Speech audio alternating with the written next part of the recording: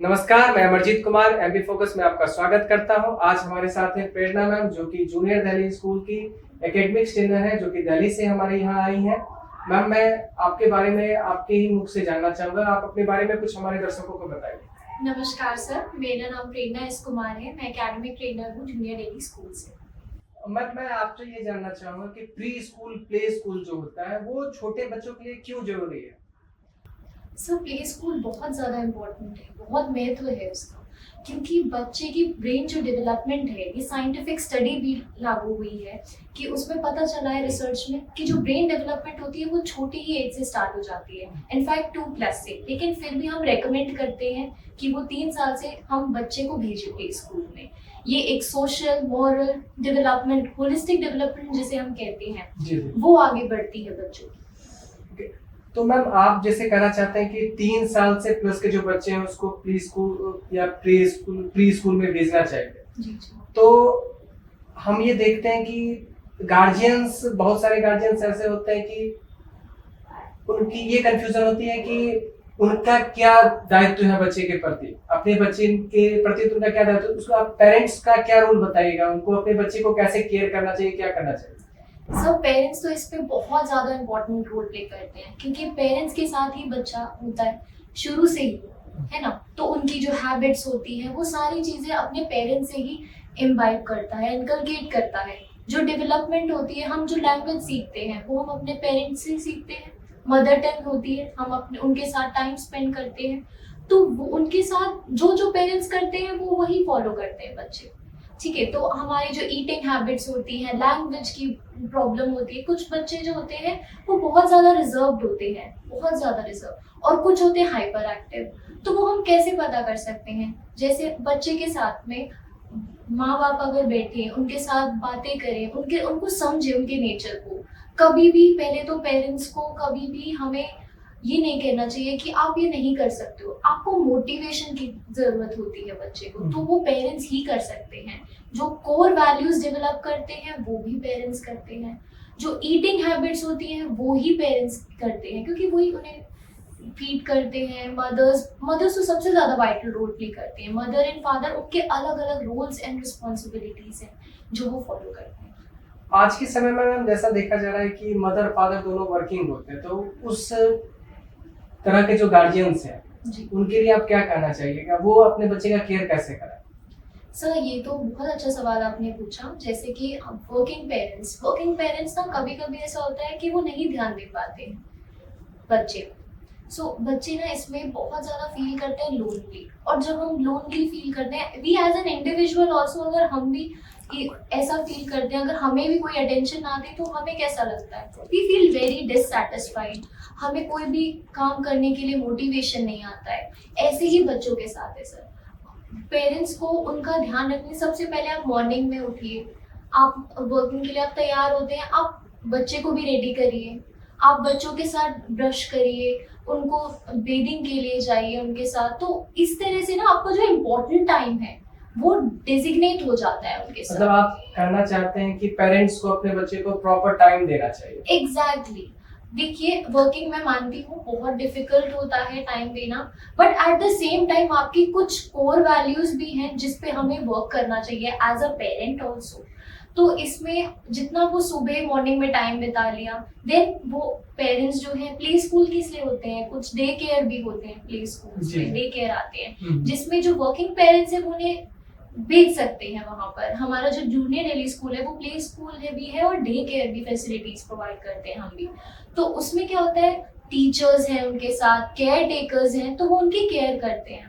तो कुछ मदर्स जैसे टीचर्स हो गए तो उनका जल्दी छुट्टी हो जाती है उनकी, तो वो जल्दी ऑफ हो जाता है, तो वो अपने बच्चे को लेकर आकर फिर ले जाते हैं। और जो वर्किंग जो विमेन है वो लेट आते हैं, देन तब तक केयर टेकर्स केयर करते हैं, टीचर्स केयर करते हैं, उनकी स्पेसिफिक 24/7 उनके साथ रहते हैं। मतलब आप ये कहना चाहते हैं कि प्री स्कूल या जो प्ले स्कूल है वो इसलिए भी इम्पोर्टेंट है कि उसमें जो बच्चे हैं वो अपने आप को लोनली फील नहीं कर सकते, वो दूसरे बच्चे के साथ खेल सकते हैं या टाइम स्पेंड कर सकते हैं, इसीलिए pre school play school important है। एग्जैक्टली, उनकी सोशल डेवलपमेंट हो रही है, उनकी मोरल डेवलपमेंट हो रही है। वो एक अलग, जब बच्चे स्कूल में जाते हैं वो अलग अलग कल्चर्स बैकग्राउंड से आते हैं, तो वो एक साथ टाइम स्पेंड करते हैं, एक साथ रहते हैं। सो इससे क्या होता है, उनकी सोशल मॉरल डेवलपमेंट तो हो ही रही है, जी। खासी उसमें कॉन्फिडेंस बिल्डअप होता है, जो कि बहुत ज़्यादा ज़रूरी है आजकल के, क्योंकि आजकल का जो इन्वायरमेंट है इसमें हमें स्किल सेट होना, प्रॉपर स्किल सेट, पढ़ाई तो सभी कर रहे हैं लेकिन एक proper skill set, mind set is really important, जो कि अगर फाउंडेशनल स्टेज में ही नहीं आया तो फिर आगे बहुत मुश्किल होता है। मैम मैं आपसे ये भी जानना चाहूँगा, प्री स्कूल्स जो होते हैं उसमें टीचर्स का रोल क्या होता है? मतलब टीचर्स जो है वो बच्चे के लिए कितने इम्पोर्टेंट है, कि उनसे बच्चे क्या सीख सकते हैं, टीचर्स कैसे टीच करें? तो उसके लिए भी मैं चाहूँगा कि और सब जो स्कूल्स चलाते हैं उनके लिए अगर आप कोई मैसेज देना चाहें। हाँ जी बिल्कुल, टीचर्स का तो मेन रोल ही है, एज अ स्कूल की फाउंडेशन ही बिल्ड कौन करता है, टीचर्स सबसे ज्यादा टाइम स्पेंड करते हैं।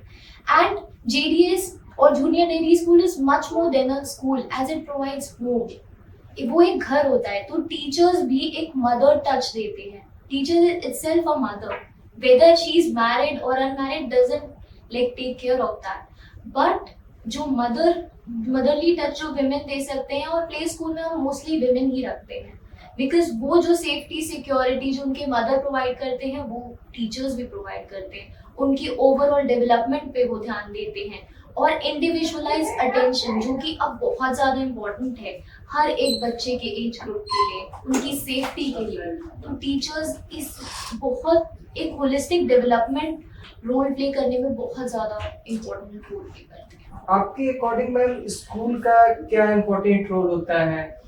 आप तो कुछ अगर बता सके तो बताइए कि स्कूल उसमें कितना इम्पोर्टेंट रोल प्ले करता है कि एक बच्चे के डेवलपमेंट में? स्कूल कैसा होना चाहिए, क्या इंफ्रास्ट्रक्चर होना चाहिए, उसके बारे में अगर कुछ आप डिटेल में बता सके। क्यों जेडीएस क्यों आज सबसे अलग है, या बोला जाता है कि ब्रांड जो होता है उसमें पढ़ाना, ब्रांडेड प्री स्कूल्स में पढ़ाना ज़्यादा अच्छा है नॉर्मल स्कूल्स को, उसको आप क्या कहना चाहिएगा? जी सर, तो सर आजकल जो स्कूल का एनवायरनमेंट है, हम किसी का एक स्पेसिफिक नेम हम नहीं ले सकते, तो school is really important because वो एक अपने आप में एक रिलीजियस इंस्टीट्यूशन है, उसमें बहुत सारे बच्चे, जैसे कि मैंने कहा था कि अलग अलग तरह के बच्चे आते हैं, अलग अलग पेरेंट्स आते हैं, तो स्कूल तो सबको ही वेलकम करता है एक तरीके से, बच्चों को, टीचर्स को, सबके अलग अलग इंडिविजुअलाइज सबकी एक थिंकिंग होती है, तो सबको ही एंट्री मिलती है स्कूल में।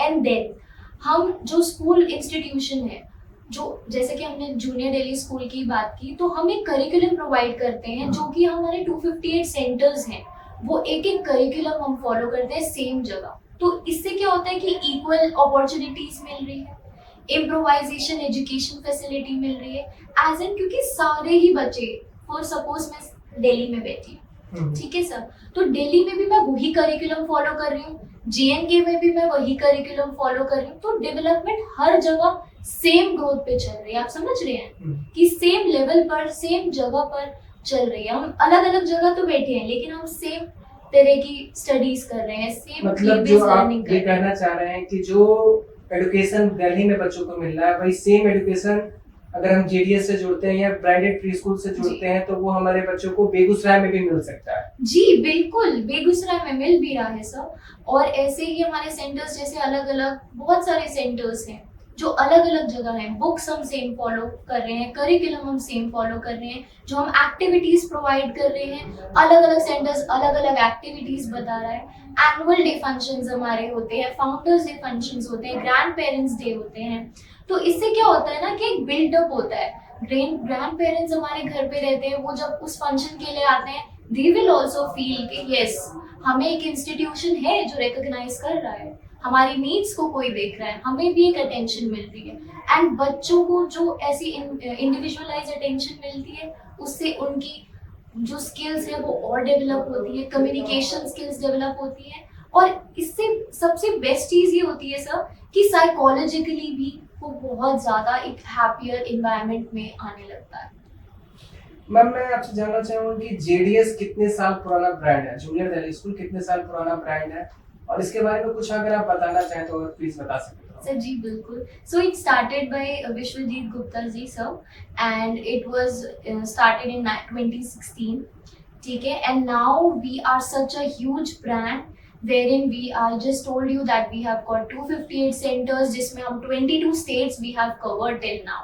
JNK ले लीजिए, उड़ीसा ले लीजिए, एंड देर आर उत्तराखंड ले लीजिए, दिल्ली ले लीजिए, देन बिहार ले लीजिए, बिहार में बेगूसराय है. सो बहुत सारी स्टेट सिटीज में हमने कवर कर लिया है.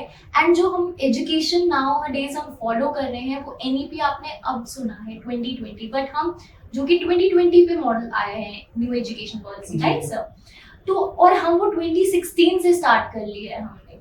तो अब देखिए जिसमें हम थीम बेस्ड एक्टिविटी करवा रहे हैं, जैसे रिपब्लिक डे हो गया, तो रिपब्लिक डे की एक्टिविटी होती है और उससे पहले ही हमारा जो करिकुलम है 1 ईयर पहले आता है. और उसमें जो एक्टिविटीज होती है वो जैसे एनवायरमेंटल कंडीशंस हो गई उसके ऊपर, या फिर बहुत सारी सेंसिटिविटी हम करवाते हैं बच्चे को, gender sensitivity, good and bad touch activity. So there are so many aspects जो अभी अपडेटेड न्यूज में भी जो करंट अफेयर्स में चल रहे हैं वो भी उससे जुड़ी हुई एक्टिविटीज वो अपडेट होती रहती है. एंड हम उस तरीके से मतलब आप कहना चाह रहे हैं कि जो NEP आज फॉलो हो रहा है वो जी JDS 2016 से लगभग फॉलो करते आ रहा है. एग्जैक्टली. और यही सब चीजें जो है वो ब्रांडेड प्री स्कूल्स में मिलती है. Exactly sir. This is what सब ब्रांड तो हम खुद इटसेल्फ क्रिएट करते हैं अपनी आइडियोलॉजीज से, अपने प्रिंसिपल से. सो आई बिलीव कि हमारे आइडियोलॉजीज, प्रिंसिपल्स, वैल्यूज जो हम दे रहे हैं बच्चे को, इनफैक्ट पेरेंट्स के साथ हम रेगुलर कोऑर्डिनेट करते हैं, टीचर्स कोऑर्डिनेट करते हैं, तो उस वजह से एक ब्रांड बना है. मैम आपसे मैं ये जानना चाहूंगा कि जो बच्चे स्कूल नहीं आना चाहते, जो बच्चे रोते हैं स्कूल आने में, आप उनके पेरेंट्स को क्या मैसेज देना चाहते हैं? सर जो डिफरेंस होता है, चिल्ड्रन कुछ हाइपर एक्टिव जैसे मैंने कहा था कि हैं, कुछ बहुत बच्चे रोते हैं, बहुत शाय भी होते हैं, बट हमें एज अ पेरेंट हमें ये करना है कि उनके साथ बैठना है. पहले तो it's really important to have me time, अपने साथ भी टाइम बिताना है और बच्चे के साथ भी. उनको बैठा के उनसे पूछना है कि व्हाट इज द रीजन, क्या रीजन है इसके पीछे आप जाना नहीं चाहते हो, and that too in a low tone. हमारी ना पिच भी बहुत इंपॉर्टेंट है. जैसे हम बात कर रहे हैं बच्चों से, अगर हम बात करते हैं थोड़ी लो पिच पे बात करके उनसे पूछ के कि क्या दिक्कत है, एंड देन वो अपनी कोई परेशानी बताएंगे कि मुझे आपसे दूर नहीं जाना है, वहाँ ऐसा होता है वैसा होता है, बिना वो गए हुए पहले अजम्पशंस लगाते हैं. ये एक फियर है और वो फियर डेवलप इस ऐसे ही होता है जैसे हम वो अपने एनवायरनमेंट में रह रहे हैं. They are very much comfortable, कोई भी अपना कंफर्ट जोन नहीं छोड़ना चाहता है. तो सबसे पहले हमें धीरे धीरे उनका कंफर्ट जोन से थोड़ा उनको बाहर निकालना है. थोड़ा आउटडोर आप लर्निंग एनवायरनमेंट पेरेंट्स कर सकते हैं, बिकॉज ये क्रूशियल स्टेप यहाँ से स्कूल ले जाने तक का वही सफर तय करते हैं. तो सबसे पहले हमें उनको बिठा के पूछना है कि क्या परेशानी है आपको, बच्चे से पूछना है. देन उनसे वो कोई भी जवाब देते हैं, आपको उसे बिल्कुल बहुत थोड़ा सा टाइम देके उनको फिर जवाब देना है कि अच्छा ये. आपको वहाँ पर टीचर्स मिलेंगे जो कि आपके ही लर्निंग एनवायरनमेंट में आपको प्रोवाइड करेंगे, वैसे ही आपके साथ गेम खेलेंगे, आपको जो जो चीज़ की आपको ज़रूरत होगी वो आपको देंगे, आपको एक मदरली टच देंगे. अब देन उनको ये नहीं पता what is motherly touch, then ये एक्सप्लेन बहुत अच्छे से मम्मियाँ कर पाएंगी जो उनकी माएँ हैं, तो वो अच्छे से एक्सप्लेन कर पाएंगी. वो उनके साथ बैठेंगी, अगर थोड़ा सा ये होता है ना कि थोड़ा सा आप स्टोरीज बता दीजिए उनको टीचर से रिलेटेड, अपने बचपन से रिलेटेड, तो वो उस चीज़ में खो जाएंगे. स्टोरी टेलिंग मेथड कहाँ से आया? हमारे दादा दादी से हमें कहानियाँ सुनने को मिलती थी, नाना नानी से कहानियाँ सुनने को मिलती थी. देन आपको भी वही करना है. आजकल के माहौल में देखा जाता है कि बच्चे फोन से बहुत ज्यादा अटैच हो रहे हैं, फोन के प्रति उनका लगाव बहुत ज्यादा बढ़ते जा रहा है, टीवी के प्रति लगाव बहुत ज्यादा बढ़ जा रहा है. तो आपको लगता है कि स्कूल्स भेजने से बच्चे में उससे वो भी प्रॉफिट टेक करेगा कि बच्चे फोन से थोड़े दूर जाएंगे?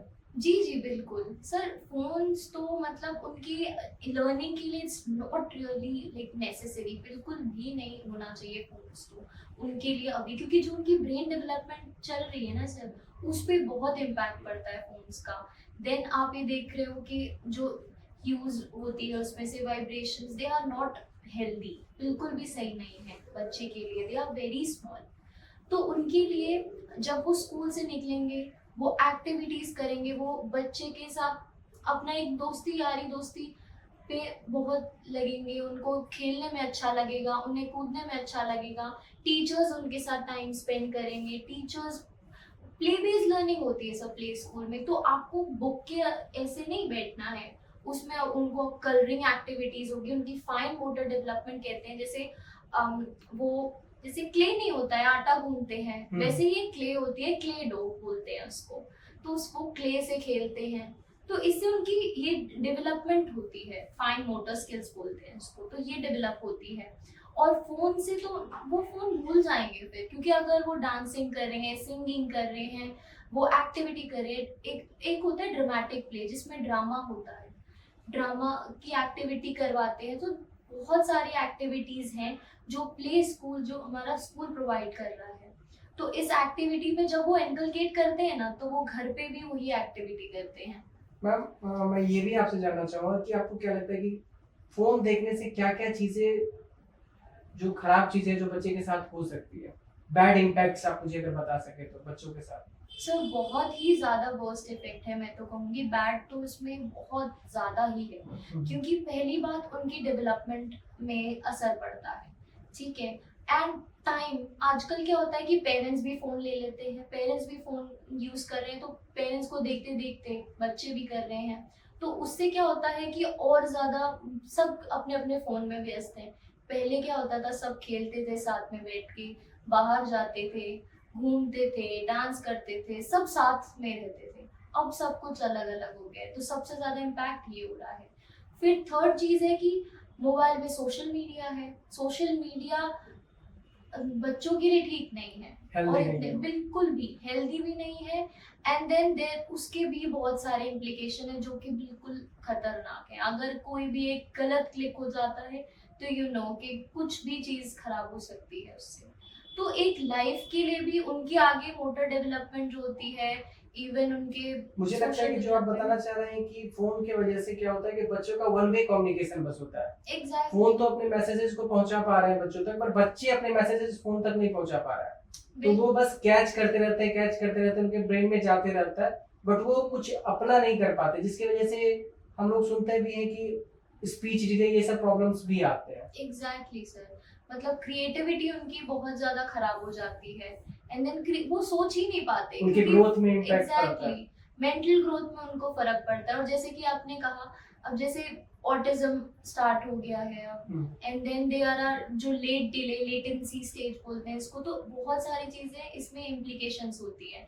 तो हमारे स्कूल में भी, जूनियर डेली स्कूल में, हम प्रोवाइड करते हैं एक इंडिविजुअलाइज्ड अटेंशन, जिसमें कि एक एक बच्चे पे ध्यान दिया जाता है। जैसे बच्चे अगर ऑटिस्टिक हैं, कोई अगर ग्रामर नहीं, कुछ की होता है कि आप इंग्लिश, आप कितना भी उन्हें समझाओ बताओ, इंग्लिश हमें स्पीकिंग हिंदी बोलते हैं जैसे उनकी मदर टंग है, ठीक है, अपने अपनी मदर टंग में सब बात करते हैं, बट और हमारे स्कूल में सर सबसे बेस्ट चीज़ यही है कि हम उनकी लैंग्वेज सबसे पहले सिखाते हैं जो वो बोल रहे हैं, एटलीस्ट वो बेसिक चीज़ बोल पाए, एंड देन फिर हम एक लेवल पे चलते रहते हैं, मतलब सबसे छोटा लेवल, फिर उससे बढ़िया, फिर उससे बढ़िया, तो ऐसे वो लेवल्स बढ़ते रहते हैं। इस चीज़ से उनकी डेवलपमेंट में काम आती है, सबसे बेस्ट जो चीज़ होती है, एंड उन्हें दिक्कत नहीं होती अगर वो किसी भी इन्वायरमेंट में जाएं। अब जैसे हम टीचर्स को जो प्रोवाइड करते हैं, हम ऐसे ही टीचर हायर नहीं करते, हम प्रोफेशनल्स हायर करते हैं, हम खुद जाके, अब जैसे आज भी मैं एक ट्रेनिंग दे के आई हूँ बेगूसराय में, कल मैंने JNK में दे के आई, तो ऐसे बहुत ट्रेनिंग्स हैं जो हम खुद से लेते हैं, खुद हम हेड ऑफिस से डेली हम रहते हैं, और डेली हेड ऑफिस है, तो हम डेली से आ के हर जगह जाते हैं, खुद ट्रेनिंग्स देते हैं, खुद ऐसे टीचर्स को हम हायर कर रहे हैं, प्रोफेशनल्स, जो कि सारी की सारी प्रॉब्लम्स जो है वो खुद ब खुद सॉर्ट हो जाती है। मैं आपका बहुत बहुत धन्यवाद करूंगा कि आपने एमडी फोकस में अपना इतना कीमती समय दिया और हमारे सवालों का आपने बखूबी उत्तर दिया। Thank you so much. Thank you so much sir, नमस्कार।